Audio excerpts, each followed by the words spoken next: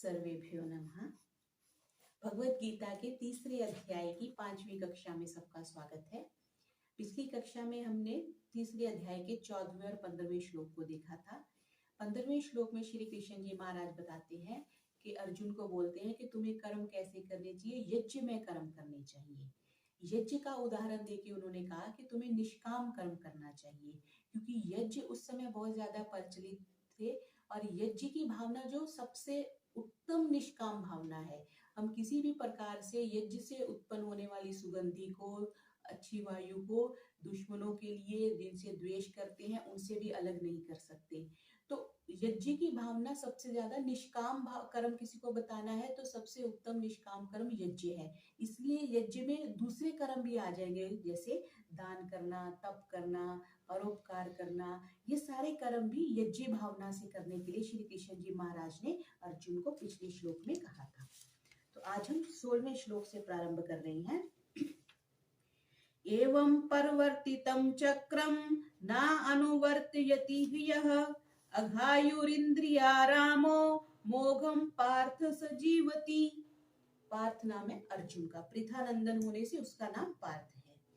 एवं इस प्रकार से परिवर्तितम, परिवर्त होना, लगना किसी चीज को, परंपरा से प्रचलित जो है, चक्रम ये जो संसार चक्र चल रहा है, न अनुवर्तती जो इसके अनुसार नहीं चलता, इस सृष्टि चक्र के अनुसार नहीं चलता, और वो इंद्रिय रामा अपने इंद्रियों के भोगों में जो रमन रहता है, वो क्या करता है, मोघम, मोघम करती है व्यर्थ, मोघमन्नम विन्दते अप्रचेताः सत्यम ब्रवीमि वदेस्तस्य। भोजन मंत्र में हम बोलते हैं कि वो व्यर्थ ही जीता है। कैसे? पार्थ सजीवती, वो अघायु है, वो पाप में जीवन जीता है और व्यर्थ जीता है। जो व्यक्ति इस लोक में इस परंपरा से प्रचलित जो सृष्टि चक्र है, सृष्टि चक्र क्या है कि आदान प्रदान का, परार्थ के लिए, दूसरों के लिए हमें जीवन मिला है, जो इस प्रकार जीवन नहीं जीता, सिर्फ अपनी इंद्रियों के भोगों में ही रमन करता रहता है, वो अघायु है, वो पाप में जीवन जीता है, उसका जीना संसार में व्यर्थ है, ऐसा कृष्ण जी महाराज कह रहे हैं। क्योंकि अर्जुन ने यह प्रश्न किया था कि जब कर्म बंधन में बांधते हैं तो आप मुझे घोर कर्म में क्यों प्रवृत्त कर रहे हैं। तो कृष्ण जी यहाँ पे कह रहे हैं कि ये तेरे लिए घोर कर्म नहीं है, ये तेरे लिए यज्ञ है, तेरा कर्तव्य है, और इसका पालन करना ही सृष्टि चक्र के अनुसार बरतना है, और इसका ना पालन करना ही सृष्टि चक्र के अनुसार ना चलना है, और जो ऐसे नहीं चलता वो पाप में जीवन जीता है। एवं परिवर्तितम चक्रम ना अनुवर्तीय, जैसे रथ का छोटा सा पहिया है, या उसका एक अंश भी टूट जाता है तो उसका पूरा बैलेंस बिगड़ जाता है, उस पर बैठे जो रथी हैं, जो दूसरे व्यक्ति हैं, उनको बाधा होती है, सारथी को धक्का लगता है। तो इस प्रकार जो ये सृष्टि चक्र चल रहा है, जो इसके अनुसार नहीं चलता, वो सृष्टि के संचालन में बाधा पहुंचाता है। क्योंकि हम भी तो इस पूरी समष्टि का ही एक अंग है ना। अगर कुछ भी हम गलत करते हैं तो उसका प्रभाव कितना गलत जाता है। हमें लगता है कि हमने छोटा सा, जैसे स्वच्छता अभियान को ही देख लीजिए, हम सड़क पे जा रहे हैं, हमने सड़क पे कोई गंदगी फेंक दी तो उसका कितना बड़ा इफेक्ट जाएगा। अब सड़क पे साफ करने के लिए एक हमें और सफाई कर्मचारी को लगाना पड़ेगा, उसका वेतन की व्यवस्था करनी पड़ेगी, कितनी सारी, एक हमारे छोटे से गलत कर्म से सारी व्यवस्था बदल जाती है। तो इसलिए कृष्ण जी महाराज कह रहे हैं कि ये तेरा यज्ञ कर्म है, युद्ध करना। अगर तुम युद्ध नहीं करोगे, या जो भी व्यक्ति अपने वर्ण आश्रम के अकॉर्डिंग अपने कर्तव्यों को पूरा नहीं करता, वो इस पूरे सृष्टि चक्र के बैलेंस को बिगाड़ देता है। और जैसे संसार और व्यक्ति जो दो वस्तु नहीं है, जैसे शरीर के अंगों के साथ और अंगों का शरीर के साथ घनिष्ठ संबंध है, वैसे ही व्यक्ति का संसार के साथ और संसार का व्यक्ति के साथ घनिष्ठ संबंध है। हम अपनी छोटी से छोटी और बड़ी से बड़ी आवश्यकता के लिए संसार पे डिपेंड करते हैं, चाहे वो भोजन है, चाहे वो कपड़ा है, चाहे वो घर है, चाहे वो साधन, अन्य साधन है। ऐसे ही हम सब कुछ संसार के असंख्य लोगों से हम अपना सहयोग लेते हैं। इसलिए हमारी ये भी एक कर्तव्य बनता है कि हम उनके सहयोग करने के लिए अवश्य कुछ ना कुछ करें।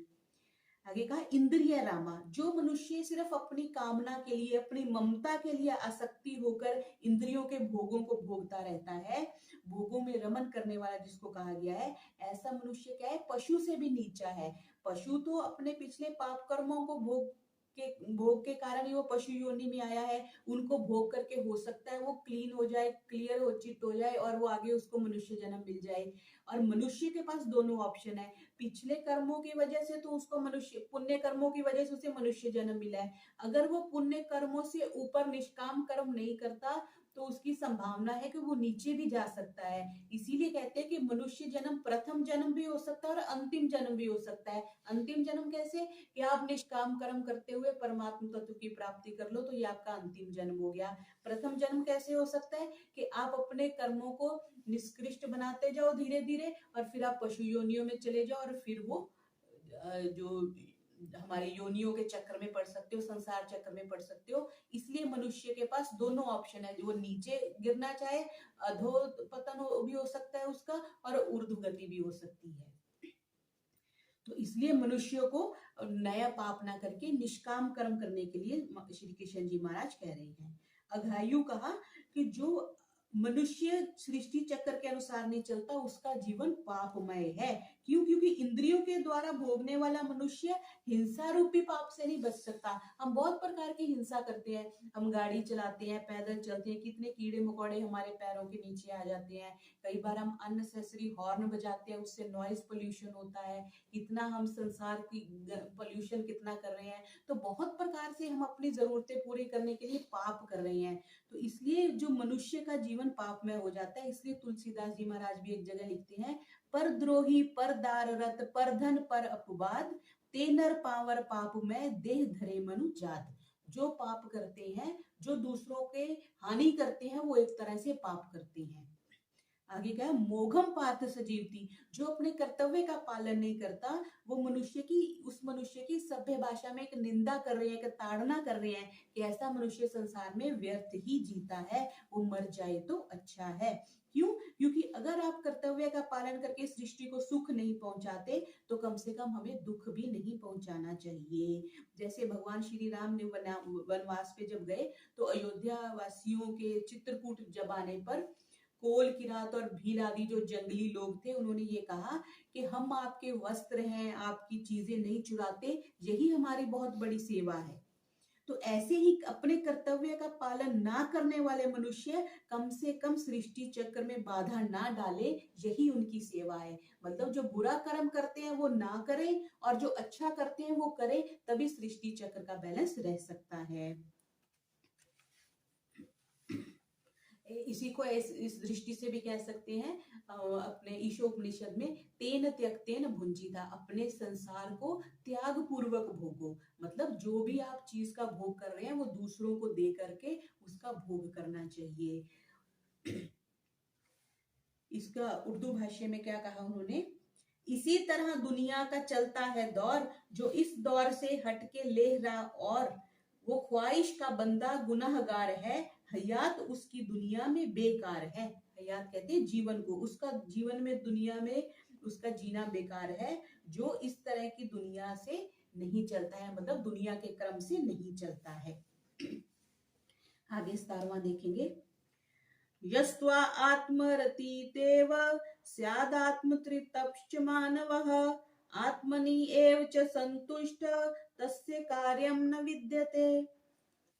यह, परंतु क्या कहा, जो आत्मरति, जो अपनी आत्मा में अपने आप में रमन करने वाला है, स्याद आत्म तृप्त, जो अपनी आत्मा से तृप्त है, मतलब अपने आप में संपूर्ण है, उसके लिए आत्मनि एव जो संतुष्ट, जो अपने आप में पूरी तरह से संतुष्ट है, उसके लिए तस्य कार्यम न विद्यते, उसके लिए कोई कर्तव्य नहीं है। ये उनके लिए है जिनकी समाधि लग चुकी है, जो आत्म ज्ञान से परिपूर्ण है, जिनकी संप्रज्ञात लग चुकी है, संप्रज्ञात लग चुकी है, वो उनके जो भी, उनको कोई कार्य बंधन नहीं है कि उनको दूसरों का कार्य करना है। हमें निष्काम कार्य क्यों करने हैं, कि हमें समाधि लग जाए, हम छत पे पहुंच जाए। जब छत पे पहुंच गए तो सीढ़ी का कोई कार्य नहीं रह जाता। निष्काम कर्म हम कर रहे हैं कि हम सीढ़ी पे पहुंचे।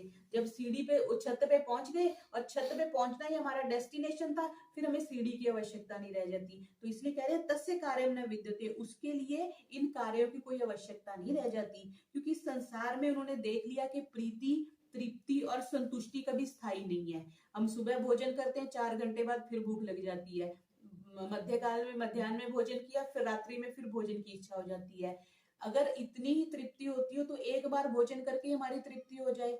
किसी भी भोग को लेके, ना वस्त्रों को लेकर के, ना देखने को लेकर के, ना सुनने को लेकर के, किसी भी भोग से हमारी तृप्ति संसार में नहीं हो सकती। इसका किसको ज्ञान हो गया? उस आत्मज्ञानी को ज्ञान हो गया, जो कि अपनी आत्मा में तृप्त है। क्यों? क्योंकि उसने देख लिया उसका स्वरूप सत्य है और न अभावो विद्यते सत्य। सत्य के अलावा सब जगह अभाव ही अभाव है। दुनिया में जितने भी सुख हमें मिल जाते हैं वो सब दुख मिश्रित हैं। जितने भी साधन हमें मिल रहे हैं वो हमें परेशान करने के लिए, दुख करने के लिए। सुख तो थोड़ा है, दुख ज्यादा है। जैसे बहुत अच्छी खीर बना ले, हम मेवा डाल ले, उसमें बहुत कुछ डाल ले, लेकिन कोई उसमें चुटकी भर भी जहर बना मिला दे तो वो सारी जहरीली हो जाएगी, हम उसको नहीं खाएंगे। ऐसे ही संसार है। हमें भासता अवश्य है कि इसमें मेवे पड़े हुए हैं, खीर है बड़ी अच्छी है, लेकिन ये विष युक्त संसार है। तो इसलिए जो योगी है, जो आत्म तृप्त हो गया, उसने इस चीज को समझ लिया है और वो प्रीति, तृप्ति और संतुष्टि जो संसार से मिलती है उसमें उसने देख लिया ये विष मिश्रित है, उसको छोड़ करके वो आत्मस्थ हो गया है। ऐसा व्यक्ति जो है वो संसार में होकर के भी अपने स्वरूप में स्थित रहता है और वो अपने कर्तव्यों का, उसके जितने भी कर्तव्य होते हैं वो परमात्म तत्व की प्राप्ति के लिए होते हैं, इसलिए उसको कोई भी बाधा नहीं होती। तस्य कार्यम न विद्यते। मनुष्य के लिए जो भी कर्तव्य कर्मों का विधान किया गया है वो किस लिए है? कि परमात्म तत्व की प्राप्ति हो जाए। जब परमात्म तत्व की प्राप्ति हो ही गई तो उसको निचले स्तर के किसी भी कार्य करने की आवश्यकता नहीं है। क्यों? क्योंकि उसके लिए कुछ भी और जानना, कुछ भी और पाना शेष नहीं रह जाता। और जबकि दूसरे लोग हैं, सांसारिक लोग हैं, वो किसके लिए कर्म करते हैं? अपने शरीर के लिए, अपने मन के लिए, अपनी इंद्रियों के लिए, अपने परिवार के लिए, अपने बच्चों के लिए करते हैं। वो स्वार्थ से युक्त होकर करते हैं। इसलिए जो निस्वार्थ भाव से देश के लिए करते हैं, जैसे हम देखते कितने बलिदानी है, स्वतंत्रता संग्राम में कितनों ने बलिदान दे दिया, तो वो सर्वोत्तम बलिदान है जिन्होंने अपना सर्वस्व न्यौछावर कर दिया। जैसे स्वामी श्रद्धानंद जी ने अपना सब कुछ न्यौछावर कर दिया, अपनी सारी प्रॉपर्टी, अपने परिवार को, अपने बच्चों को भी गुरुकुल में ले गए थे। तो एक तरह से सर्वस्व जिन्होंने न्यौछावर कर दिया, उनके लिए कुछ और कार्य करने, उनका कुछ और विधि बाकी नहीं रह जाती। क्यों? क्योंकि उनकी और कोई अपने स्वार्थ के लिए कोई उनकी कामना नहीं रह जाती, इसलिए कहा है।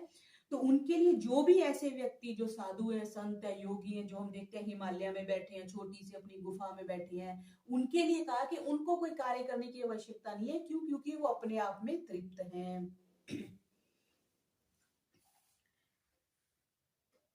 न कुछ उसको अफाल से फायदा, अफाल बोलते हैं कर्मों से, न कुछ उसको अफाल से फायदा, न कुछ तरके आमाल से फायदा, न दिल बस्तगी है जहां से उसे, न कुछ मुद्दा ई ओ आ से उसे।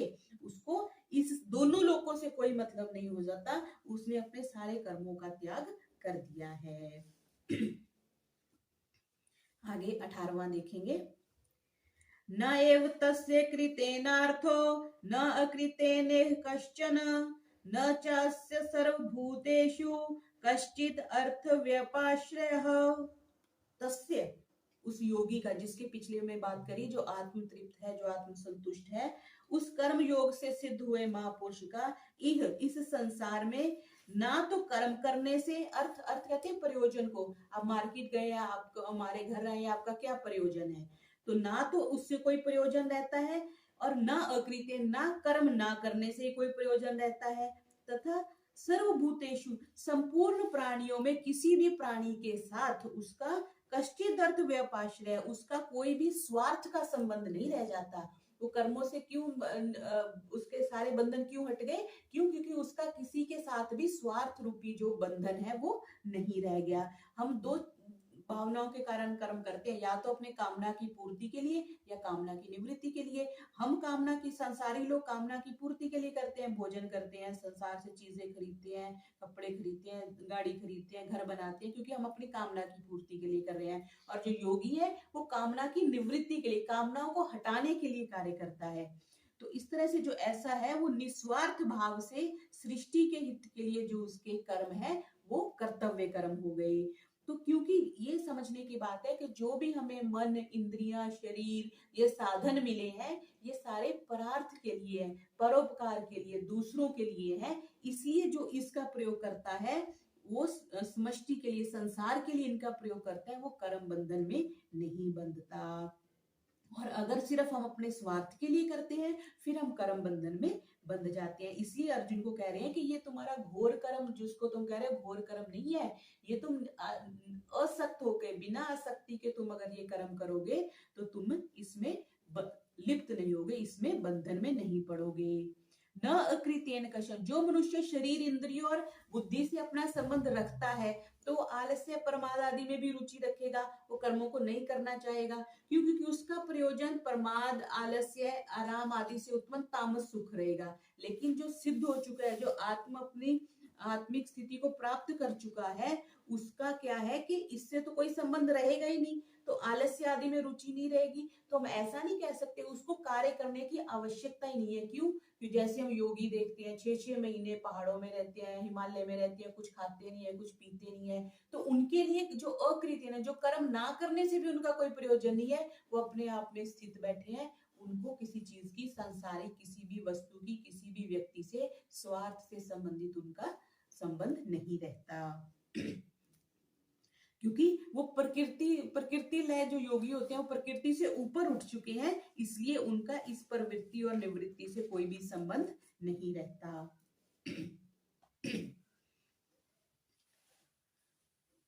रहो इसलिए तुम लगावट से दूर, बजा लाओ फर्ज अपने सब बिल जरूर, लगावट ना रखो अमल में पसंद, इसी से मिलेगा मकामे बुलंद। मुकामे बुलंद किससे मिलेगा? कि तुम लगावट से दूर रहो, अटैचमेंट से दूर रहो, तभी तुम निष्कामी होकर के उस परमात्मा तत्व को प्राप्त कर सकते हो। 19वां देखेंगे। तस्मात् असक्तः सततं कार्यं कर्म समाचर, असक्तो हि अचरन् कर्म परमाप्नोति पुरुषः। परमाप्नोति, वो परमात्मा को प्राप्त कर लेता है। कौन? जो निरंतर सततम अभ्यास, निरंतर जो अभ्यास करता है, आसक्ति रहित होकर के कर्म का भली भांति समाचार आचरण करता है, वो क्या करता है? ऐसे कर्म करता हुआ मनुष्य जो है परमात्मा को प्राप्त कर लेता है। अपना एम तो यही है ना, डेस्टिनेशन तो यही है कि हमें परमात्मा की प्राप्ति हो जाए। उसकी प्राप्ति के लिए क्या है कि हम असक्त होके, बिना किसी स्वार्थ के जब हम कर्म करते हैं तो हम उस स्थिति को प्राप्त कर लेते हैं। आसक्ति है किसी भी आकर्षण से किसी चीज के साथ जुड़ना। फोन पसंद आ गया, नया आईफोन आया, उसके साथ हमारी आसक्ति होगी, हमने उसको प्राप्त कर लिया। कोई हमने गाड़ी नहीं आ गई, उसको पसंद कर लिया, आसक्ति होगी, उसको प्राप्त कर लिया। किसी भी चीज में आकर्षण होता है, वहां हमारी अटैचमेंट हो जाती है, फिर हम उसको पाना चाहते हैं। पा करके भी हमारी तृप्ति नहीं होती। अगर 70-80% तृप्ति होती है तो 20% तो डिससेटिस्फेक्शन रहती है। अच्छा ये मॉडल नहीं है, अच्छा ये कलर लेना चाहिए था, अच्छा इसमें बाकी सब तो ठीक है लेकिन ऑटो गियर होता तो ठीक था। तो कुछ ना कुछ, जितनी मर्जी आपको अपने पसंद की चीज ले लो, उसमें कुछ ना कुछ आपकी जो है डिससेटिस्फेक्शन बनी रहती है। तो जितने भी जड़ पदार्थ है ये उनका स्वभाव है, पूर्णता सुख वो दे ही नहीं सकते। पूर्णता सुख सिर्फ सत्व दे सकता है, हमारी अपनी आत्मा दे सकती है। इसलिए हमें उसको प्राप्त करने का प्रयास करना चाहिए। तो यहाँ का क्या? सततम असक्त, निरंतर आसक्ति रहित होना है। ये नहीं आज तो वैराग्य की भावना पैदा कर ली, कल फिर छोड़ दिया। तो वैराग्य को प्राप्त करने के लिए, परमात्मा को प्राप्त करनी है, बहुत से लोग अपने शरीर को कष्ट देते हैं, शरीर के अपने अंगों को कष्ट देते हैं, ये पाने के लिए कि मैं परमात्मा तत्व से जुड़ जाऊं। क्यों? क्योंकि हम दुख में सुमिरन करते हैं। दुख में सुमिरन सब करे, सुख में करे न कोई, जो सुख में सुमिरन करे तो दुख काहे को होए। तो ऐसे बहुत से योगी संत होते हैं जो कभी अपनी एक टांग को बांध लेंगे लंगड़ेपन का अनुभव करने के लिए, एक आंख पे पट्टी बांध लेंगे अपने अंधेपन का अनुभव करने के लिए, कि परमात्मा 2 आंखों की बजाय अगर 1 आंख देता तो मेरा जीवन कैसे होता। ऐसा विचार करते हैं तो वो परमात्मा तत्व से जुड़ते हैं। तो यहाँ क्या कहा? असक्त कैसे होना? निरंतर। ये नहीं एक दिन तो वैराग्य का अभ्यास कर लिया, बीच बीच में से हमें भी प्रयास करना चाहिए। कभी एक दिन फोन को छोड़ के देखें, कभी एक दिन कुछ विशेष भोजन को छोड़ के देखें, ताकि हमारा वैराग्य जो है वो दृढ़ हो जाए। फिर क्या कहा? कार्यम, कर्तव्य जिसको कहते हैं कि जो हमें अवश्य करना चाहिए। हम जिस भी वर्ण अवस्था में है, जिस भी आश्रम में रह रहे हैं, ब्रह्मचर्य है, गृहस्थ है, वानप्रस्थ है, सन्यासी है, हमें उन कार्यक्रम को, उन कर्मों को करना चाहिए। और कैसे करना चाहिए? समाचार, सावधानी पूर्वक, उत्साह के साथ और तत्परता से करना चाहिए। समाचार, आचरण कैसे करना है? सम होके अच्छी प्रकार से आचरण करना चाहिए। जो शास्त्र विहित कर्म है, जो विधि हमें कही गई है, ऐसे कर्मों को हमें करना चाहिए और वो सहज कर्म है। इसलिए अर्जुन को श्री कृष्ण जी महाराज कह रहे हैं कि युद्ध करना तेरे लिए सहज कर्म है। जैसे खाना बनाना पत्नी के लिए सहज कर्म है, लेकिन पति के लिए सहज नहीं है, तो हमें सहज कर्म है। पति के लिए वो घोर कर्म हो सकता है। जैसे कुम्हार के लिए घड़ा बनाना सहज कर्म है, हमारे लिए वो असहज हो जाएगा। तो यहाँ पे कह रही है अर्जुन को कि तू क्षत्रिय है और युद्ध करना तेरा सहज कर्म है। इसलिए सहज कर्म को कैसे करना है? अनासक्त होके कर। अनासक्त होने पे तुझे समता की प्राप्ति होगी और परमात्मा की प्राप्ति होगी। इसी को उन्होंने ये कहा था कि रहो इसलिए तुम लगावट से दूर, बजा लाओ फर्ज अपने सब बिल जरूर, लगावट न रखो अमल में पसंद, इसी से मिलेगा मकाम बुलंद। इसी से तुम्हें परमात्मा तत्व की प्राप्ति होगी। तो आज के पाठ में हमने तीसरे अध्याय के 16वें से 19वें श्लोक को देखा। ओम शांति